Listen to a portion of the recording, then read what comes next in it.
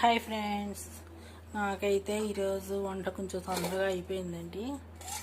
ఇదండి రైస్,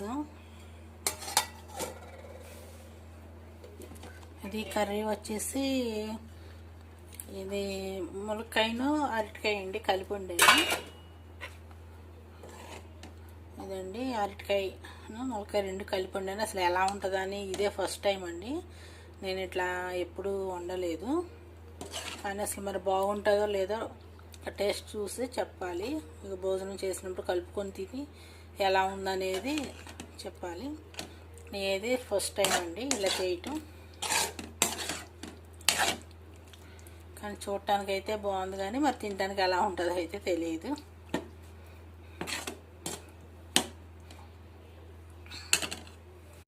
ఈ మునగ చెట్లు మాత్రం ఇక్కడ చాలా ఉంటాయండి.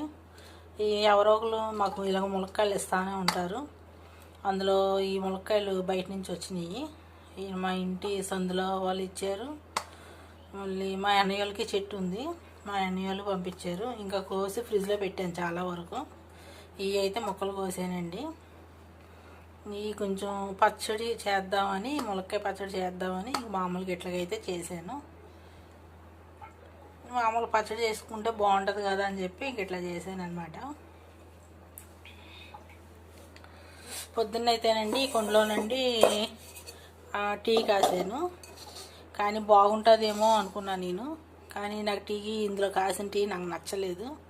ఇదండి అనవసరంగా కుండ కూడా పాడైపోయింది, కుండ అంతా మాడిపోయింది. చిన్న కుండ చూడటానికి అసలు చాలా బాగుంది, తీసుకున్నాను. దీని మూత అయితే చేయి జారి కింద పడిపోయింది. ఇక ఇదేమో ఇందులో పెరుగు తోడేసుకుంటా ఉంటాము ఎప్పుడైనా. ఇది బాగుంటుంది, ఇందులో పెరుగు మాత్రం చాలా చాలా బాగుంటుంది అండి. టీ అయితే బాగోట్లేదు. టీ అయితే ఈరోజు పెట్టి చూసాను, ఒక వీడియో కూడా పెట్టాను చూడండి. కానీ పెరుగు తోడుకోవడానికి అయితే మాత్రం ఇది బాగుంటుంది. కానీ మీరు కూరలు వండుకోవాలన్నా, పెరుగు తోడేసుకోవాలన్నా మీరు ఎక్కువ కుండలే వాడండి. మాకు ఇదివరకు కూరలు కానీ అన్నం కానీ ఎక్కువ ఏ కుండలో, పెద్ద కుండల్లోనే వండుకునేవాళ్ళం.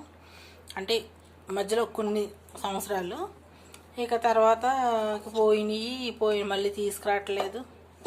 ఇక మళ్ళీ అప్పటి నుంచి కుదరలేదు అనమాట. మీరు కూడా చక్కగా కుండలో వండుకోండి. కూర దాకలు తీసుకోండి, అన్నం దాకా తీసుకోండి, ఈగలాంటి కుండలోనే వండుకోండి. ఈ వీడియో నచ్చినట్టయితే లైక్ చేయండి, షేర్ చేయండి, మా ఛానల్ని సబ్స్క్రైబ్ చేసుకోండి. బాయ్ అండి.